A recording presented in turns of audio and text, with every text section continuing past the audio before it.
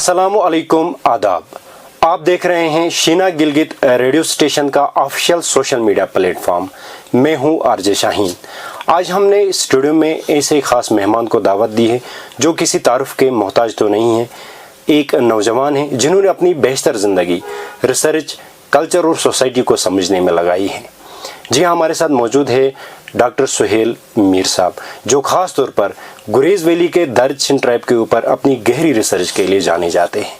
Doctor Mir साहब ने university of Kashmir से सोशियोलॉजी में पीएचडी की है और ख़ास तौर पर पिछले 12 सालों से गुरेज़ हो या लद्दाख की बात करें या पीर पंजाल के जो बॉर्डर एरियाज़ है जहाँ पे जो ट्राइब्स रहते हैं उनके ऊपर फील्ड रिसर्च कर रहे हैं। इनकी एक मशहूर व मारूफ किताब cultural encyclopedia of Dard tribe, जो दर्द ट्राइब के लोगों की कल्चर हो या हिस्ट्री हो या आइडेंटिटी की बात करें उसकी बेहतरीन तरीके से अक्कासी करती है। डॉक्टर साहब, आपका इस खास पॉडकास्ट में मैं तहे दिल से खैर मकदम करता हूँ। शुक्रिया सुहेल साहब, शुक्रिया शीना गिलगित रेडियो स्टेशन जिन्होंने आज मुझे इनवाइट किया इस प्रोग्राम में। जी, जो मैं अपने आप काम के बारे में और भी चीज़ों को डिस्कस करने के लिए thank you very much. Doctor साहब, सबसे पहले आपसे पूछना चाहेंगे कि आपकी पर्सनल जर्नी के बारे में, आपकी पर्सनल जर्नी किस तरह की रही है, सोशियोलॉजी की तरफ आपका जो रागिब होना वो किस तरह का रहा है, खासकर रिसर्च की तरफ आप किस तरह रागिब हुए? Well, so far as my personal academic journey is concerned, मेरी जो अर्ली स्कूलिंग हुई है वो तो गवर्नमेंट स्कूल से हुई है। उसके बाद मेरा जो मास्टर्स, एमफिल, पीएचडी और जितने भी हायर डिग्रीज़ हैं वो तो मैंने यूनिवर्सिटी ऑफ कश्मीर से हासिल की। बट रहा सवाल रिसर्च का, तो रिसर्च की तरफ मैं कैसे मोटिवेट हो गया या किन चीज़ों ने मुझे रिसर्च की ओर इंटरेस्ट दिया, तो उसमें सबसे इम्पोर्टेंट बात यह है कि जो एज ए सोशियोलॉजी स्टूडेंट जो मतलब पूरे इंडिया का जो एक स्ट्रक्चर है वो डाइवर्सिटी का, चाहे वो इथनिक डाइवर्सिटीज़ है, कल्चरल प्लूरलिटी है या डेमोक्रेटिक स्पेस है, उस चीज़ ने मुझे मोटिवेट किया। Because India is rich in terms of its diversities, so India की रिच डाइवर्सिटी ने मुझे मोटिवेट किया कि to understand the small ethnic communities. तो मेरा जो अभी भी आपको पता ही होगा कि ज़्यादा से ज़्यादा काम मेरा जो है वो बॉर्डर लैंड में इथनिक इंडिजिनस कम्युनिटीज़ की कल्चरल कंजर्वेशन और हेरिटेज सोशियोलॉजी में लगा हुआ है। डॉक्टर साहब, हम गुरेज़ वादी की बात करते हैं, जो दर्द सिंध ट्राइब जिसके ऊपर एक डिटेल्ड और गहरी रिसर्च आपने की है। आप यहाँ के लोगों के बारे में या यहाँ का जो समाज है उसको लेकर आपका पर्सपेक्टिव क्या है, इसके बारे में जो हिस्ट्री है उसका पर्सपेक्टिव आपका क्या है, और ख़ास तौर पर आपकी एक ख़ास बात यह है कि आप इस ट्राइब से बिलोंग करते नहीं हैं और फिर भी आपने काम इस ट्राइब के ऊपर है। इन सारी चीज़ों को लेकर आपका पर्सपेक्टिव क्या है? देखो सुहेल साहब, आपने एक अच्छा सवाल पूछा है। ये जो cultural encyclopedia of Dard tribe है, it's not only confined to Gurez valley only, but it is it has its extension in Ladakh as well, from Dras, Kargil, Dano, all the places where the Dard Shina people are inhabited. जहाँ पे भी शीना ट्राइब के लोग रहते हैं हमने एकदम फील्ड करके वी हैव डॉक्यूमेंटेड देम।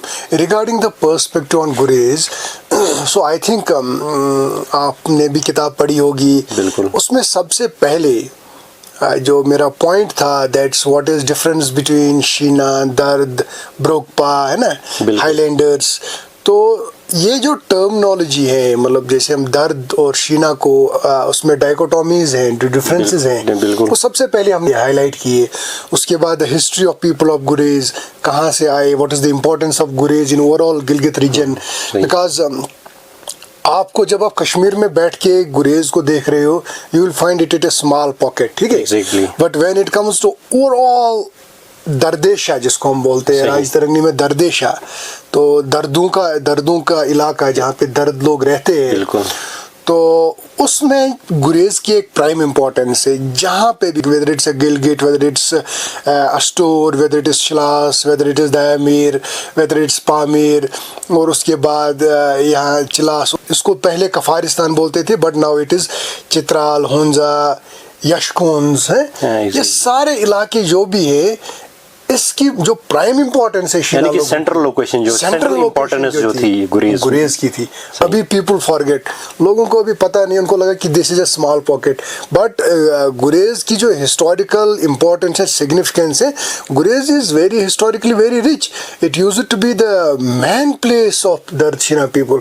और कहने में ये भी आया और लिखने में ये भी आया है कि जो शीना लोग गिलगित में हैं उनकी माइग्रेशन शायद फ्रॉम गुरेज टू गिलगित हुई है। अच्छा। अब आमतौर अगर आप देखोगे, आप बोलोगे शायद गिलगित से यहाँ आए, सही। या अस्टोर से यहाँ आए, बिल्कुल। या शिलास से यहाँ आए, बट बहुत सारे माहिरीन जो हैं वो बोल रहे हैं कि लोग गुरेज से शिफ्ट कर गए। बिल्कुल। और शीना लैंग्वेज का जो ट्रांसमिशन हो गया है, that starts from Gurez to other area, Gilgit या अदर पार्ट्स में। आपको मैं उसकी रेफरेंस भी दूंगा। There is one important scholar, उसका नाम अभी याद नहीं आ रहा है, but that book is with me, जहाँ पे ये लिखा गया है कि historically Gurez was the main capital of Shina people. Exactly. So हाँ, that's what अभी भी है, मतलब इंटैक्ट गुरेज के लोगों में, that sanctity is still there। जी बिल्कुल। तो the perspective is still same, but अभी क्या है कि now people should understand the real histories and the real historical significance of Gurez in that way। Yes। जैसे कि मैंने पहले भी जिक्र किया कि आप इस ट्राइब से बिलोंग नहीं करते हैं, आप बांडीपोरा से हैं। कौन से ऐसे फैक्टर्स थे जिन्होंने आपको इसी ट्राइब के ऊपर एक डिटेल्ड रिसर्च करने में आपको आमादा किया है? देखो, सबसे पहले when it comes to Bandipora and गुरेज, बिल्कुल, आपको भी याद होगा, आपने अपने एंसेस्टर से या अपने ग्रैंडफादर से या अपने पेरेंट्स से आपने भी सुना होगा। बिल्कुल। ये जो आज गुरेज है ना, it's like an urban area, it's a very high sophisticated space now, standards are good. बिल्कुल। आई डोंट थिंक किसी चीज की कमी हो यहाँ पे। सही। I don't think, everything is at your doorstep। बिल्कुल। Now you can have pizza, now you can have सबसे बड़ी बात है कम्युनिकेशन है। Communication, electricity is now coming, बहुत सारी जगहों पे आ चुकी है, आधी जगहों पे आनी बाकी है, वो भी हो जाएगा। बट द पॉइंट इज, ये जो आप बोल रहे हो कि किन चीज़ों ने as a non Shina speaker किन चीज़ों ने आपको मोटिवेट किया, देखो, जब भी अगर हिस्ट्री ऑफ स्ट्रगल अगर वाकई में किसी ने देखी है, आपको ये लग रहा है कि अभी आप निकले तो आप 2 घंटे में बांडीपोरा पहुंच गए, तो आप उनसे बात करो जो यहाँ से निकलते थे 15 दिन 1 महीने के बाद बांडीपोरा पहुंचते। कहीं जगहों पर उनको हॉल्ट होना पड़ता, हॉल्ट होने पड़ते, तो और पैदल जाना है।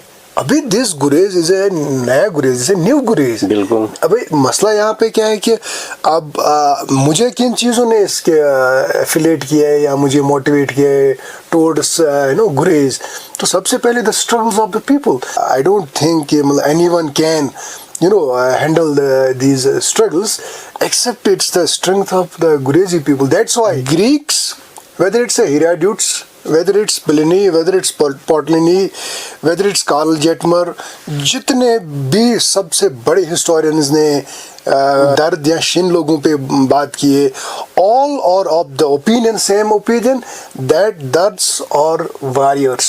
That's why before coming to Gilgit and before coming to Gurez, before coming to Astor, Chilas and all these areas, they all used to migrate from the Karakoram range, the peaks of Karakoram, the Nanga Parbat, the Hindu Kush, especially the Pamir, इसके बाद पंचकोरा river. बिल्कुल। तो ये सबसे खतरनाक peaks माने जाते हैं इस एरिया में, और इस सबसे खतरनाक पीक्स पे एक ही कौम जिन्होंने हिजरत की है, माइग्रेशन की, और दक्षिणा पीपल। दैट्स व्हाई हेरोडोटस हो, पॉलमी हो, प्लेटनी हो, जितने भी वाल्टर लॉरेंस ने मेंशन किया है, तो all these people they mention that they have the strength. That's why अब अभी जो टफ पीक्स हैं, दक्षिणा पीपल और दे आर इनहेबिटेड और settled in between these peaks. Exactly. Doctor साहब, आपकी किताब जो कि आपने इससे पहले भी जिक्र किया उसके बारे में, कल्चरल इंसाइक्लोपीडिया की मैं बात कर रहा हूँ, उसमें एक खास बात जो मेरे दिल को हमेशा टच करती है, जो मैं हमेशा उससे मुतासिर होता हूँ, उसका कवर पेज। हाँ। उसके कवर पेज में एक बुजुर्ग का फोटो लगा हुआ है और साथ ही साथ कुछ लड़कियों का फोटो भी लगा है जो पढ़ती हुई नजर आती है। जो इंसान इस आपकी किताब को पढ़ने से पहले उस कवर पेज को देखेगा, उसको अंदर पढ़ने से पहले, अंदर किताब के अंदर जाने से पहले ही उसको सारी चीजें समझ आती है कि ये किताब किस चीज की अक्कासी करती होगी। उस पेज में डाइवर्सिटी है, कवर में डाइवर्सिटी है। बिल्कुल। ऊपर बुद्धिस्ट मैन और बुद्धिस्ट औरत है, नीचे मुस्लिम दर्द मैन है और वुमेन है और लड़कियां है। सही। रिगार्डिंग द फोटोग्राफ, मतलब लड़कियां वो वहाँ पे छोटी छोटी लड़कियां पढ़ रही हैं। देखो, एक तो हो गया your culture. For example, your culture is that your affiliation is mostly agricultural. आप औरतों को देखोगे, मर्दों को देखोगे, एवरीवन इधर कल्टिवेटिंग पोटैटो है या कुछ और काम कर रहे हैं। मतलब 12 महीने में there is always association with the land.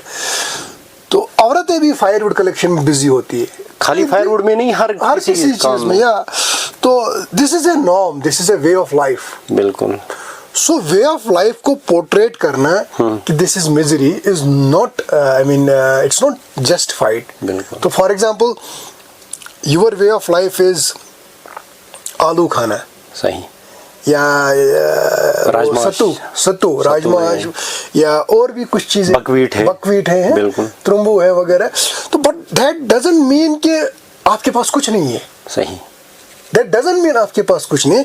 इसका मतलब है कि this is your way of life and this is your culture, food culture. सबसे बड़ी बात है कि आज पूरे दुनिया में, पूरे हमारे मुल्क में ऑर्गेनिक रिच न्यूट्रिशन की बात कर रहे हैं, तो वो हमारे गुरेज is the best place for best place है उसके लिए। तो अब क्या है, इसका ये नहीं मतलब है कि आप जो खा रहे हो कि दैट इज इंफीरियर और that's not in align with the market. Point is like that's your way of life. I should respect it. Exactly. Same is the case with जो भी टूरिस्ट आते हैं, कुछ लोग आते हैं बाहर से समर्स में, बिल्कुल, they taking pictures of women. बिल्कुल, उसमें लिखते हैं कि देखो these women are carrying, वो कभी ये नहीं है कि they are poor, वो ये है कि that's their way of life, part of life, your way of life is different. वो अपने घर को किस तरह से हेल्प कर रहे हैं। Exactly. Instead of acknowledging the labor, that you should like that is their way of life, your way of life is different. But the point is, इसका मतलब ये नहीं है, जो कवर पेज में मैंने फोटो लगाया है, इसका मतलब ये औरतें they are taking care of the community, they are taking care of the tribe, और साथ अपनी पढ़ाई भी, they are also educated. So my point is like the real woman and the real strength, उसमें क्या है कि एक तो अपना काम, एक they are deeply rooted in the tradition, second they are progressing in the form of education. So that cover page में जो फोटो है जहाँ पे पढ़ाई, अभी तक जितने भी फोटोज आप गुरेज के देखोगे, you will find women everywhere carrying the heavy logs of wood. But उस किताब में I have broken the stereotype. मैंने बोला this is stereotyping. Carrying the heavy logs of wood is not a problem. It is not a problem. It's a way of life. But आप ये चीज दिखाओ ना कि एक दो वो बहुत हेवी लेबर कर रहे हैं, amid of heavy labor they are वो educating their यानी कि हम इससे ये अंदाजा लगाया जा सकता है कि जो टाउन्स या शहरों में जो औरतें रहती है, लड़कियां रहती है, क्या वो इस तरह से सख्त काम करने के बावजूद अपनी जो पढ़ाई कर सकती है? सर दर्द होगा तो वो दूसरे दिन स्कूल ही नहीं जाएगी। सही बात है। पॉइंट ये है, यहाँ पे एक तो आप दिन भर काम करो, दिन भर नहीं तो मॉर्निंग शिफ्ट में काम करो, इवनिंग शिफ्ट में काम, दिन में स्कूल जाओ। उसका मतलब ये नहीं है कि ये दिस इज अ प्रॉब्लम, इसका मतलब ये है कि how they are balancing the community burdens and individual aspirations.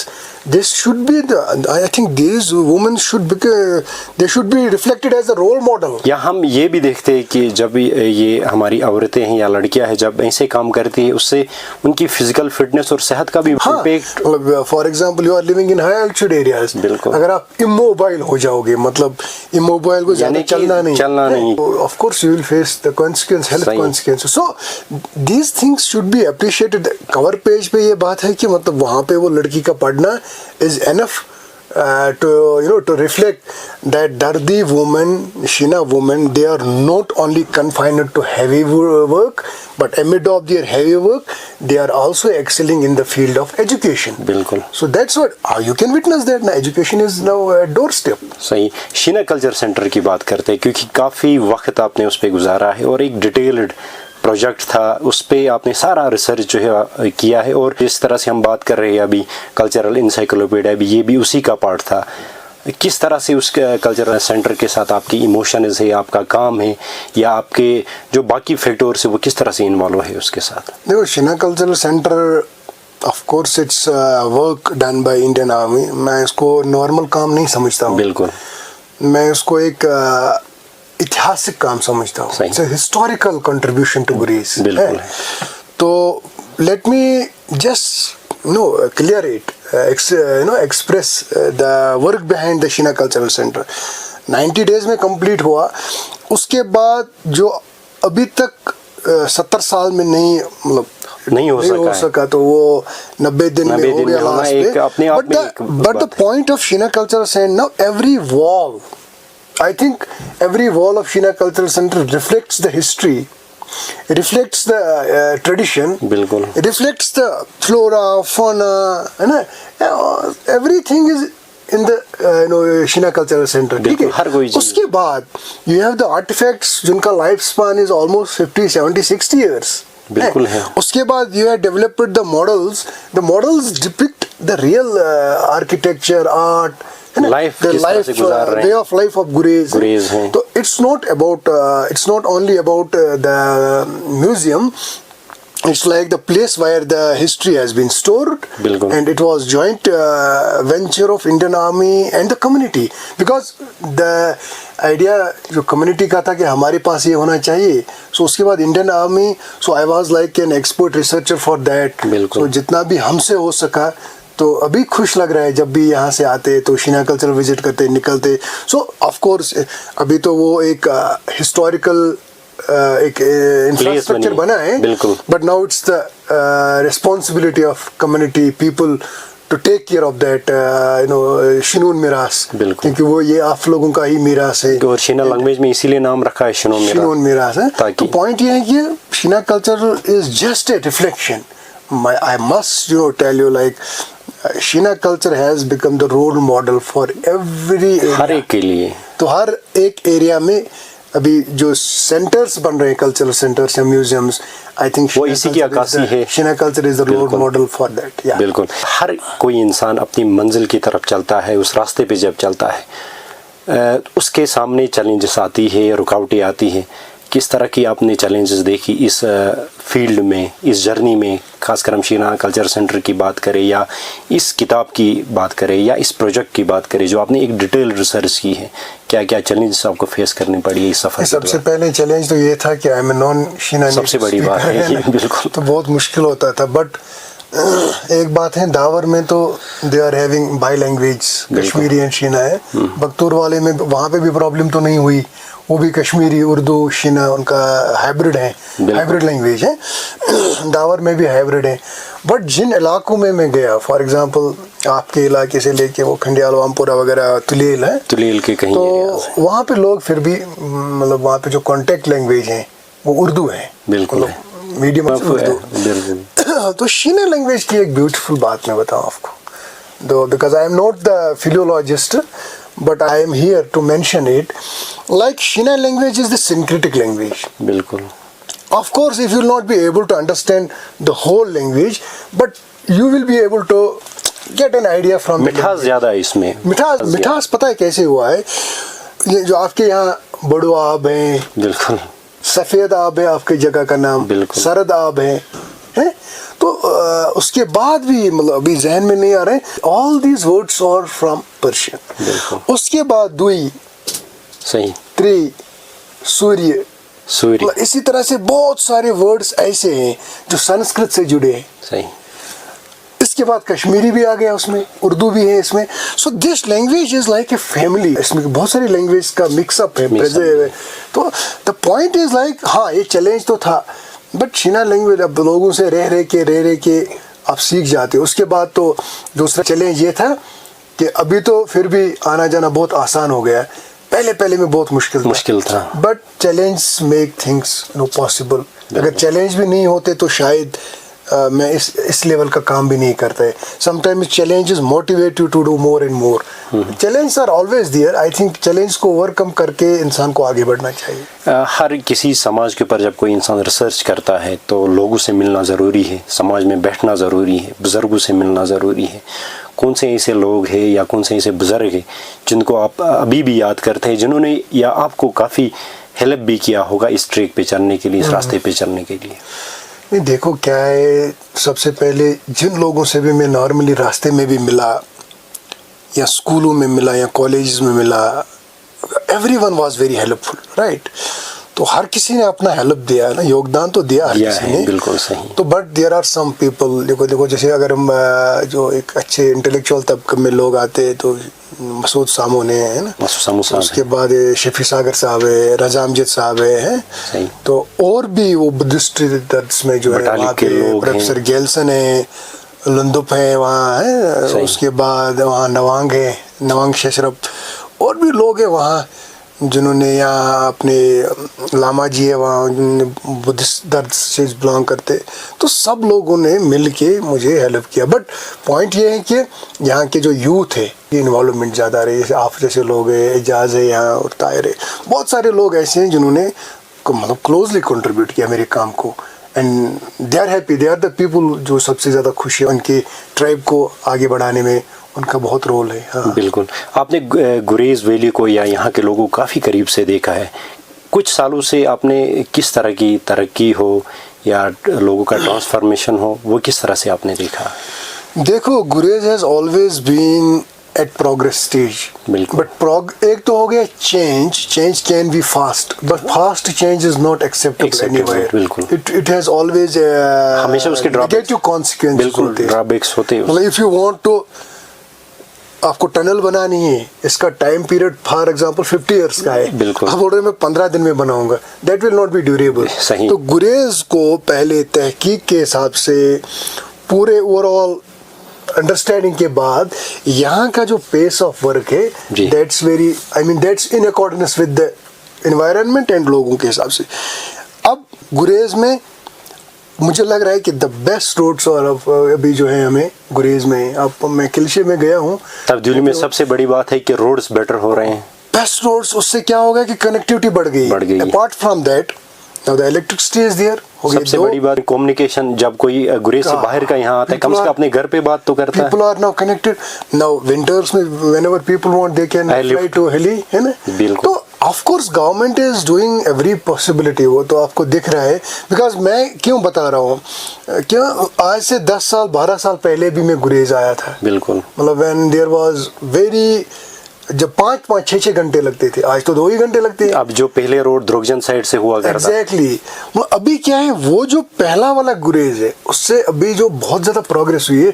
I don't think कि ना आपको उतने चैलेंज फेस करने पड़ते हैं। होटल्स देखो, पहले जब मैं आया तो यहाँ तो आपको पता होगा कि बैठने के लिए जगह नहीं होती थी, लोगों के घर जाना पड़ता था। वो एक होटल हुआ करता था यहाँ पे, पता नहीं वो पीछे इसके अंदर के कुछ करके, तो अभी we have first class hotels. सही। So, लोग भी कमाते हैं, टूरिज्म भी आया, लोग भी कमाते हैं, और लोग होम स्टे भी प्रोवाइड करते हैं, लोगों ने होटल्स भी बनाए हैं। बिल्कुल। तो everything is at your door step now. I don't think कि अगर लोगों को वाकई में गुरेज देखना है, but Gurez it's a healthy Gurez now. I think Gurez is very healthy right now in terms of development. बिल्कुल। जीडीसी तुलेल यानी कि गवर्नमेंट डिग्री कॉलेज तुलेल की बात करते हैं, जहाँ पे आपने बहसत असिस्टेंट प्रोफेसर वहाँ पे आपने पढ़ाया है बच्चों को, कैसा पर्सपेक्टिव है यहाँ के एजुकेशन को लेके?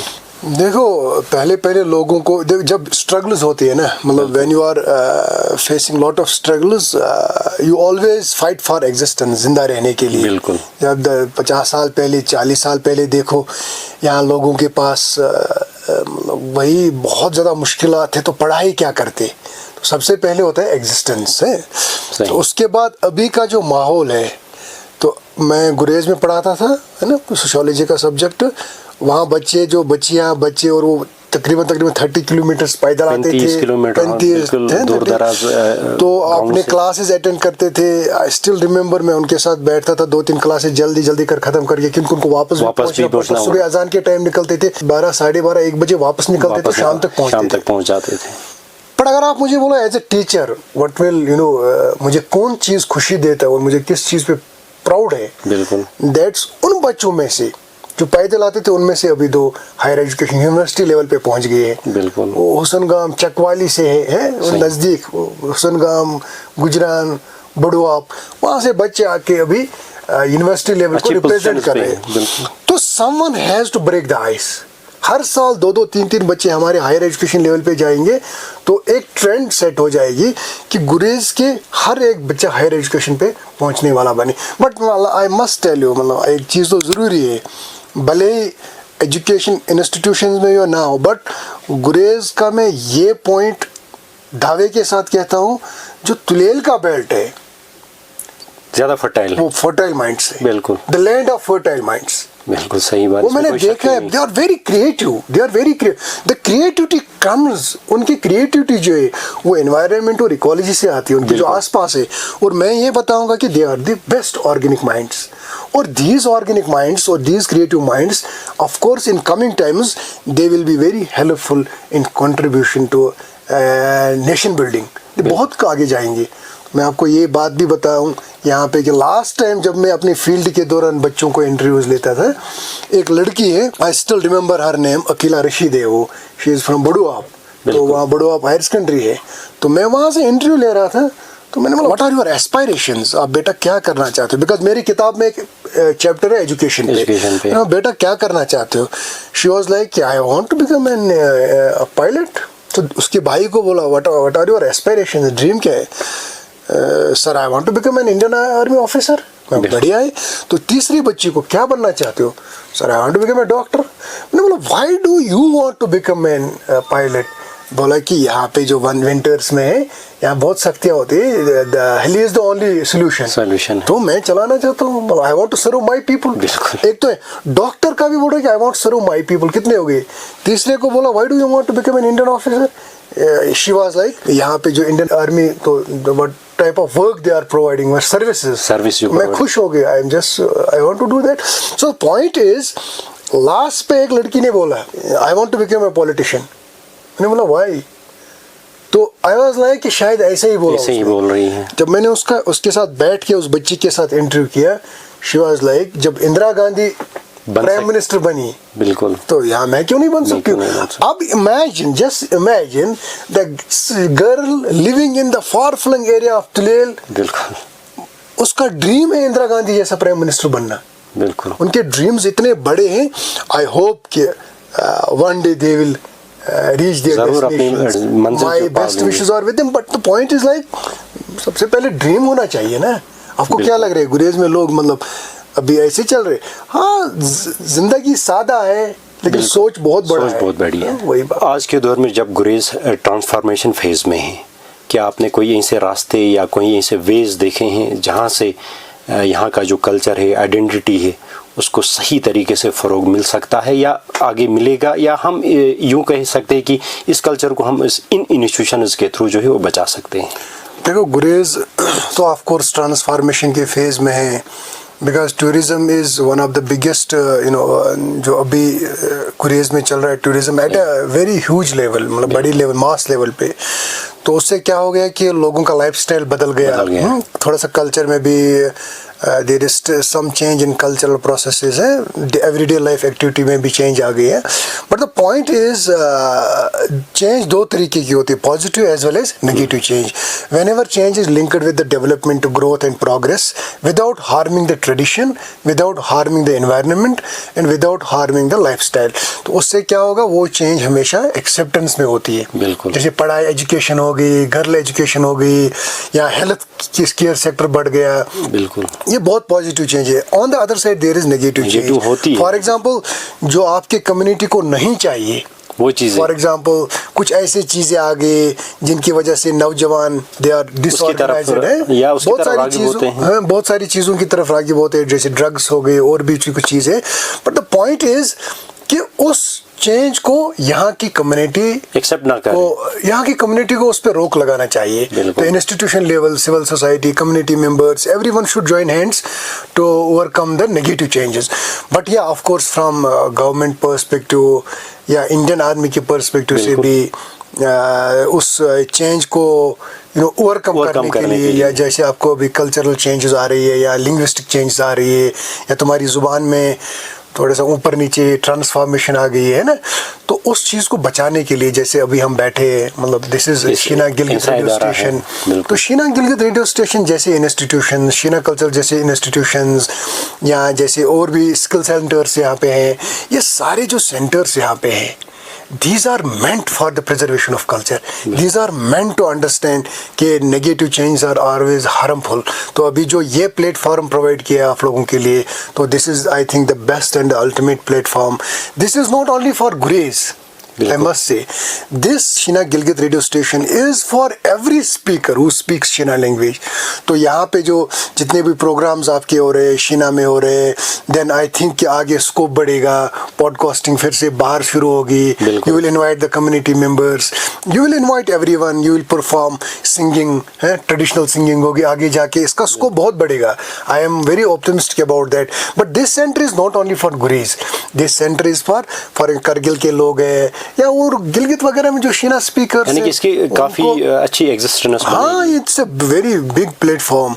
तो इस प्लेटफॉर्म की वजह से ना खाली गुरेज के लोगों को फ़ायदा पहुंचेगा, मुझे इस पे पूरी उम्मीद है कि this will be like a space which can be used and जिस जो एक रोल मॉडल बनेगा फॉर द पीपल. एक बड़ी बात भी है कि यहाँ के जो हमारे फनकार है, जो आर्टिस्ट है, उनके लिए घर के सामने एक बड़ी प्लेटफॉर्म है. इससे बढ़कर कोई चीज़ तो नहीं हो सकती कि उन फनकारों को, उन आर्टिस्ट्स को इससे पहले प्लेटफॉर्म मिलता नहीं था. आगे जाके अब मिलेगा, अब मिल रहा है. तो जब आपको ऐसे प्लेटफॉर्म इनवाइट करेंगे कि कम हियर है, perform your singing, perform your dance, I think आगे आने वाला दौर जो गुरेज के लिए होगा, that will be through these institutions, through these centres, that will be healthy for the Gurez valley, मतलब ओवरऑल. और उसके कल्चर, उसके लैंग्वेज, हर चीज़ के लिए मतलब these centres are very important. Now you understand Shina culture centre, अभी बच्चे जाते हैं वहाँ, उनको अपनी हिस्ट्री पता चलती है, यहाँ आके उनको सॉन्ग्स मिलते हैं, शीना सॉन्ग्स वगैरह. So these centres are its need of hour. अभी इस वाले दौर में जहाँ पे everything is in the changing flux, उस वाले दौर में शीना गिलगित रेडियो जैसे स्टेशंस बहुत इंपॉर्टेंट माने रखते हैं. तो I think and this is a community radio ना. बिल्कुल. और साथ ही साथ बात करते हैं कि जिस तरह से हम देखते हैं कि हर कोई इंसान या हर कोई नौजवान जो है वो हर फील्ड में जाना चाहता है, लेकिन वो नौजवान जो राइटिंग की तरफ मुतासिर हुए हैं या इस फील्ड में आना चाहते हैं, कौन से ऐसे रास्ते हैं जो उनके लिए बेहतर होंगे, जो इस फील्ड में आकर खुद को आगे लेके जा सकते हैं और सोसाइटी के लिए एक बड़ी कंट्रीब्यूशन दे सकते हैं. खासकर हम देखते हैं क्योंकि हम अपनी सोसाइटी की जब दरअसल ट्राइब की बात करते हैं, सबसे अहम बात होती है कि स्टोरी टेलिंग की. ये स्टोरी टेलिंग है या राइटिंग है, कितनी इंपॉर्टेंस रखती है उनके लिए या हमारे समाज के लिए. देखो, every person has its own story. मतलब खासकर जो अर्बन एरियाज़ में लोग हैं, सिटीज़ में, शहर में लोग रहते हैं, वो अपनी स्टोरीज़ को बयान कर देते, नरेट कर देते through various channels. But in जैसे इलाकों में, जैसे गुरेज हो गया, ये जो जितने भी मार्जिन्स पे जो इलाके हैं, तो इन लोगों के पास बहुत ज़बरदस्त, बहुत उम्दा कहानियाँ हैं. तो उन स्टोरीज़ को डॉक्यूमेंट करने के लिए, जैसे मैं 1, 2, 3, 4 साल जब फील्ड में लगातार गया, तो मुझे बहुत सारी अच्छी स्टोरीज़ मिली, तो उनको मैंने डॉक्यूमेंट किया. But it would have been better and good कि if someone from this community से, इसी समाज से आए यहाँ पे. मुझे बहुत सारे लोग मतलब they are contacting me. तो मेरा पॉइंट यही होगा कि आपकी ऊपर रिस्पॉन्सिबिलिटी है, जो आपके यहाँ एजुकेटेड यूथ है उनके ऊपर एक बहुत बड़ी रिस्पॉन्सिबिलिटी है.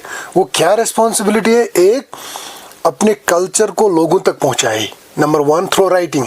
सही. दूसरा ये कि अपने कम्युनिटी में यूथ का काफ़ी अच्छा रोल है इसमें. अपने कम्युनिटी को जैसे एक तो कल्चर की ओर, राइटिंग की ओर है. दूसरा ये मोस्ट ऑफ द यूथ जो आपका है, दे वांट सिंगिंग, जैसे सिंगिंग में उनका दिलचस्पी. अभी हम देखते हैं कि हमारे जो नौजवान हैं वो बहुत ज़्यादा सिंगिंग में इंटरेस्ट ले रहे हैं. हो गए 2 आप म्यूज़िक, सिंगिंग, ये सब चीज़ें जो है आज के दौर में they are equally helpful for the preservation. तो राइटिंग के लिए मेरे यही यंगस्टर्स से और नौजवानों से यही रिक्वेस्ट है कि 3 चीज़ों का खास ख्याल रखें: परसिस्टेंस, कंसिस्टेंस और चैलेंजेस. ये चैलेंजेस भी आएंगी, बट चैलेंजेस में होके भी आप कंसिस्टेंट रह रहे हो, यू आर कॉन्स्टेंट, अपनी जगह आप डटे रहे हो, तो you will be the good writer. तो राइटिंग के लिए I don't, you should spend time, you know everything, you know your stories, but you need to present it in the form of writing. तो मुझे लग रहा है कि आने वाले टाइम पे हमने यहाँ पे एक मैगजीन का भी, we are Shina heritage magazine.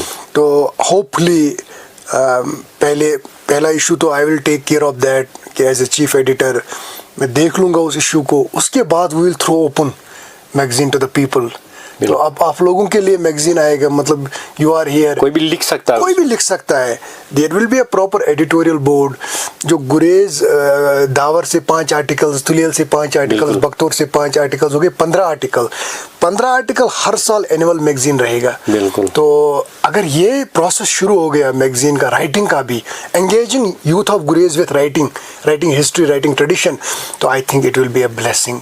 तो I am very hopeful about it कि आगे आने वाले टाइम पे यहाँ पे अपना गुरेज का एक मैगजीन होगा, नेशनल लेवल का मैगजीन, और उसमें नौजवान लिखेंगे और आगे बढ़ जाएंगे, और वो बहुत बड़ा मैगजीन होगा नेशनल लेवल का। We are trying our level best, मतलब उस पे डिस्कशन जो चल रहे हैं, मतलब in next year we will hand over the magazine to public में क्या होगा, एवरीवन कैन राइट। आप उर्दू में भी लिख सकते हो, आप शीना में भी लिख सकते हो, आप इंग्लिश में भी लिख सकते हो। It will be a multilingual magazine. तो पॉइंट यहाँ पे यही रहेगा, जो आपके अंदर टैलेंट है, यूथ के अंदर जो भी टैलेंट है, whether it's a talent of education, whether it's singing, जितने भी टैलेंट्स है वो आप बाहर निकालो। बिल्कुल, राइटिंग के थ्रू भी निकाल सकते हैं, सिंगिंग के थ्रू भी निकाल सकते हैं, परफॉर्मेंस के थ्रू भी निकाल सकते हैं। एंड इम्पॉर्टेंट पॉइंट जो मैं यहाँ पे मेंशन करना चाहता हूँ, दैट्स अब मुझे लगा कि यहाँ की लड़कियाँ जो हैं, the real example of women empowerment lies in गुरेज। बिल्कुल, तो गुरेज में ही असल वुमेन एम्पावरमेंट है। ये नहीं है कि मतलब बाय अपीयरेंस हमने ड्रेस बदल दिया तो we call it women empowerment. No, उनका दिमाग, उनको अपने कल्चर को देखो। सबसे पहले इम्पोर्टेंट बात, एक माँ ही अपने बच्चे को कल्चरल सोशलाइजेशन दे सकती है। बिल्कुल, अपने गोद में बैठ के उसके साथ गाना अपनी भाषा में, राइम्स। तो अपनी औरतों पे सबसे ज्यादा रिस्पॉन्सिबिलिटी है। They are the real drivers of this Gurez valley. Women should be respected and they should provide spaces every time. अभी मुझे लग रहा है we should take more initiatives for the women empowerment, so that these women can sell their labour, मतलब उनके पास जो काम करने की सलाहियत है, हुनर रखते हैं, वो अपने मार्केट में रखे, पैसे भी कमाए। क्योंकि हम इससे पहले भी देखते थे लेबर को भी वैल्यू मिले। जो हमारी औरतें हैं, लड़कियां हैं, वो हमारी सकाफत को बचाने में या इसको फ़रोग़ देने में उनका कलीदी रोल है। क्योंकि जब वो बुनाई का काम करते थे, टोपियाँ बनाते थे, सॉक्स बनाते थे, सबसे ज़्यादा औरतें ही बनाती थी। मुझे लग रहा है कि वुमेन जो है, मतलब जो खासकर गुरेज की औरतें, ये 2 इम्पोर्टेंट चीज़ें हैं। एक तो ये पूरा आपके लाइव स्टॉक का टेक केयर होता है। बिल्कुल होता है। अगर ये नहीं होती तो लाइव स्टॉक रखोगे ही नहीं। बिल्कुल, पोटैटो फील्ड्स कल्टीवेशन में भी यही है, हर किसी लाइव स्टॉक में भी यही है, बच्चों की सोशलाइजेशन भी यही करते हैं। तो अब आप देखो, जो माँ अपने ट्रेडिशन के साथ जुड़ी हुई है और अपने बच्चे की परवरिश भी कर रही है, तो इसका मतलब है वो बच्चा भी परंपरा से जुड़ेगा। बिल्कुल, you should provide them the opportunities and the platforms कि वो भी आगे तरक्की करे। डॉक्टर साहब, आपका पैगाम हमारे जो सुनने वाले और देखने वाले हैं उनके लिए क्या रहेगा? यहाँ पे मेरा पैगाम यही रहेगा कि आप उस वैली से बिलोंग करते हो, मतलब इट्स नॉट ओनली अबाउट गुरेज। हमारा ऑडियंस बड़ा है, लद्दाख में है, करगिल में, जो भी जहाँ पे शीना लोग रहते हैं, तो please take care of this community. And आपकी जो लैंग्वेज है ये आपका मीरास है, आपका जो सकाफत है ये आपकी मीरास है, आपकी जो परंपरा है, ट्रेडिशंस है, ये आपकी मीरास है। तो इस दौर में जहाँ पे मॉडर्निटी ने पूरा कब्जा किया है ट्रेडिशन पे, जहाँ पे ग्लोबलाइजेशन की वेव्स तेजी से आ रहे हैं, जहाँ पे तुम्हारी फूड कल्चर चेंज हो रहे हैं, मैं बोल रहा हूँ इस दौर में, इस टाइम पे जिस कम्युनिटी ने अपना कल्चर बचाया है, जिस कम्युनिटी ने अपनी ट्रेडिशन बचाई, जिस कम्युनिटी ने अपनी ज़ुबान बचाई है, तो मुझे लग रहा है वो कम्युनिटी सबसे ताकतवर कम्युनिटी है और वही कम्युनिटी आगे तरक्की भी करेगी। माई हैंडफोल्ड रिक्वेस्ट वुड बी, एडवाइस भी है कि let's join hands together to preserve these small communities, and of course these centers like Shina Cultural Center, Shina Gilgit Radio Station and other centers in coming times will be a best platforms to flourish and to disseminate information to community. I hope, last but not least, देखो tourism बढ़ रहा है, progress हो रही है, peace आ रहा है, everything is at your doorstep, but my humble request would be please take care of your environment, ecology, water bodies. If you have a good healthy environment, your community is healthy. If you have a polluted environment, so tomorrow you will face the consequences. Please save the environment, save ecology, save water bodies and live happily. That's my message. Doctor साहब, आपका हम तहे दिल से शुक्रिया अदा करते हैं कि आपने अपना कीमती वक्त हमें दिया और अपने जो तासुरात हैं हमारे सुनने वाले और जो देखने वाले लोग हैं उन तक पहुंचाने की। थैंक यू सुहेल साहब, it was nice to you so discuss with you. Thank you so much. Thank you. उम्मीद यही करता हूं दोस्तों कि आज का ये खास पॉडकास्ट जो था वो आपको ज़रूर पसंद आया होगा। आप देखते रहिए शीना गिलगित रेडियो स्टेशन का सोशल मीडिया प्लेटफॉर्म और साथ ही साथ आप हमेशा सुनते रहिए Sheena Gilgit radio station 88.8 FM गुरेज़ की धड़कन। आप अपने मेज़बान आरजे शाहीन को इजाज़त दीजिए। खुदा हाफिज़।